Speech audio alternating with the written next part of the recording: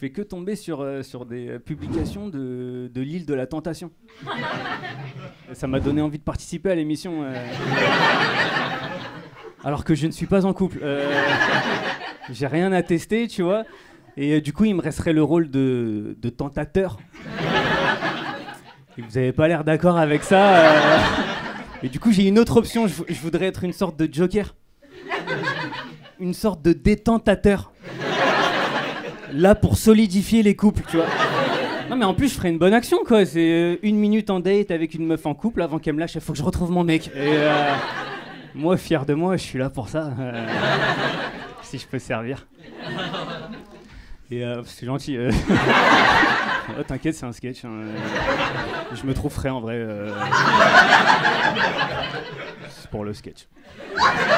En vrai, je veux juste faire le premier épisode et je me casse. T'as toutes les femmes qui sont assises, alignées sur la plage, et t'as les tentateurs qui arrivent drapés. Et au signal de la présentatrice, ils enlèvent tous leurs draps. Et c'est tous des mannequins. C'est fou. Et mon rêve, c'est d'être au milieu. Et je veux croiser le regard des femmes. Et je veux y voir de l'interrogation. Je veux les entendre chuchoter c'est peut-être le mec du Nassau on va ramasser les déchets sur la plage Peut-être qu'il y en a parmi vous qui regardent TPMP, je sais pas, n'ayez pas honte, hein. Moi c'est pareil sur l'autoroute, quand il y a un accident, je ralentis, je regarde. Là, Mediapart a sorti des audios là, de Hanouna, il insulte et menace de mort Mathieu Delormeau, vous avez entendu ça? Mais après c'est bon, il s'est excusé. Delormeau s'est excusé. Non, c'est incroyable. Alors, il veut être président, Hanouna, vous avez vu ça? Pas des nouilles, hein, de nous. Moi, je préfère les Russes, hein, je vous dis direct. Alors, sa mesure, c'est il a dit plus de net que du brut. Sur la fiche de paye, que du brut. Mais je pense qu'il parlait du cidre, parce que vraiment, il y connaît rien. Et il est vraiment motivé. Il sort avec Tiffaine Ozière. Vous voyez qui c'est? C'est la fille de Brigitte Macron. Elle lui ressemble comme 2 gouttes d'eau à Brigitte. Elle ressemble beaucoup à son père. Alors... En tout cas, s'ils ont un enfant intersexe, on saura vraiment ce qu'il en est, quoi. Bah, il est motivé parce qu'avant, il était avec Kelly, qui était voilà, et maintenant, il est avec Tiffen. C'est comme si tu passes d'une pizza 4 fromages à du quinoa tout sec. Je suis méchante, j'ai rien contre Tiffaine Ozière, je la connais pas, je sais pas, peut-être qu'elle est très gentille, mais en tout cas, elle est avocate. T'es avocate, tu finis à TPMP, t'es coupable, hein, je suis désolée, quoi. Comment tu t'appelles, excuse-moi? Julie, très beau prénom, et papa? Papa de Julie? Fred. C'est un beau prénom d'entrepreneur, ça. Tu fais quoi dans la vie, Fred?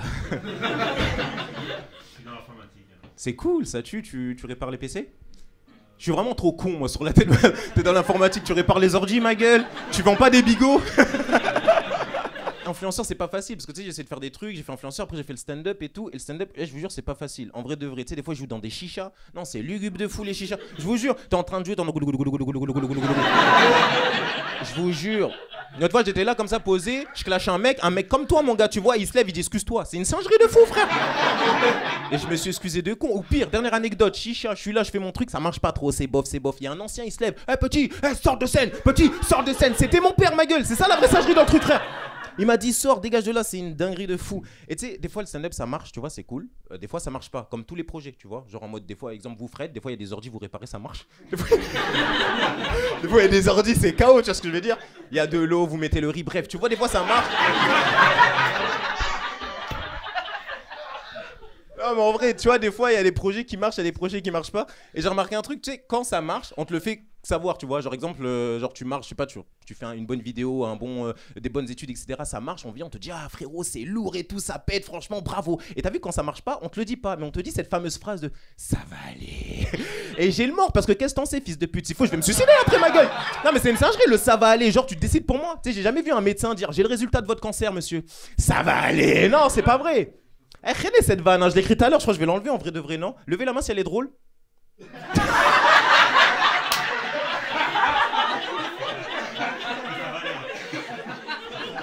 Je sors, je finis.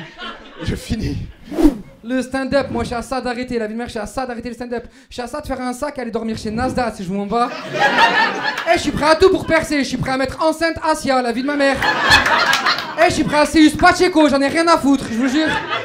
J'ai envie de me couper les genoux et rentrer chez la Hashmi Family, je te jure, rien à foutre.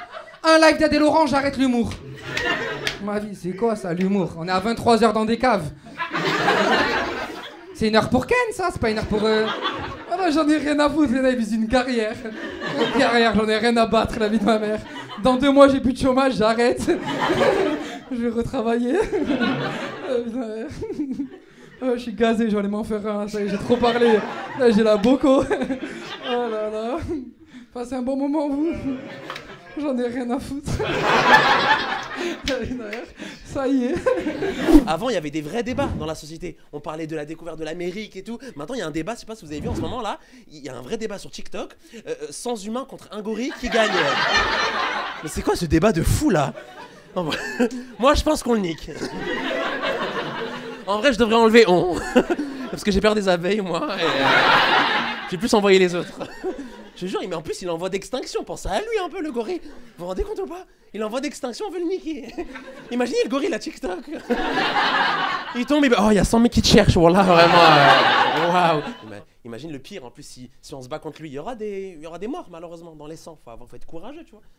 Tu meurs face à un gorille à cause d'un débat. Tu dis quoi là-haut? En fait, on m'a provoqué. Et je vais toujours à la salle, moi, et... Moi, le gorille, juste, il me regarde. J'ai perdu. Pardon, excuse-moi, bon, là, c'était TikTok qui m'ont provoqué. Je te jure, frère, trop de trucs. Imaginez, en plus, ça monte haut, ce débat-là. Tout le monde en parle maintenant. Imaginez le président, ça tombe sur sa tête, là. Il en parle, allocution, 20h sur TF1. Alors, le gorille, on le nique. Allez, sortez les missiles.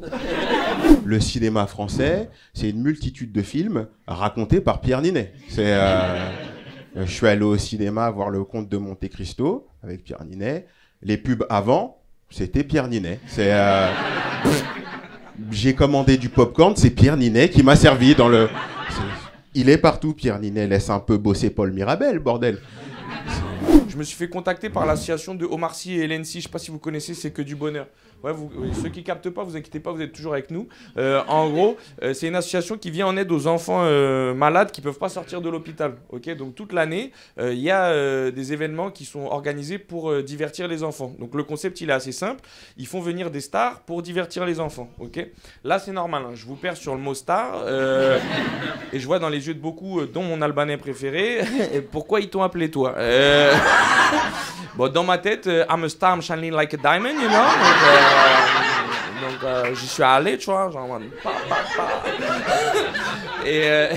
mais j'y suis allé très tôt, pour pas qu'il y ait d'autres stars, tu vois, je suis même arrivé avant l'événement, genre, tu vois, je suis arrivé dans une pièce où il y avait plein d'enfants qui jouaient à des jeux de société géants, il y avait Mikado, Puissance 4, etc. Et là, la première star de l'après-midi, elle arrive, ok, c'est Matt Pokora, ok, Matt Pokora, il rentre dans la pièce et tout, et tu sais, moi, il faut que je garde le, tu vois, I'm a star.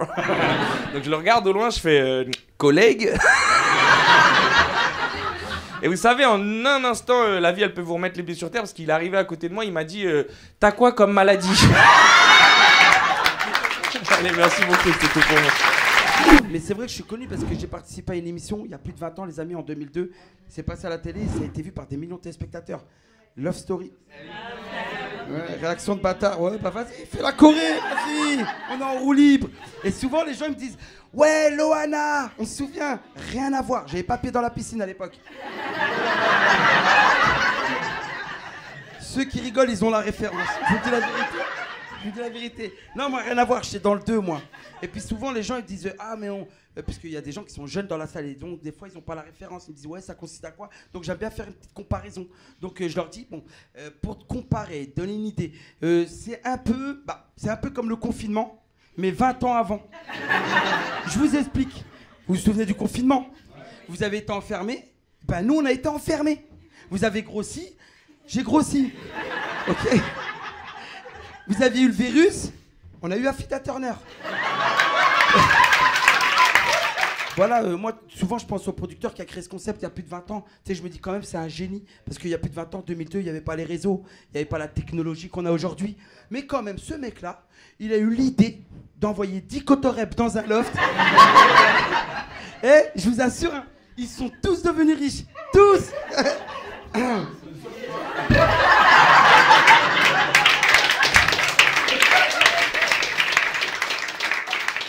Vous êtes des bâtards.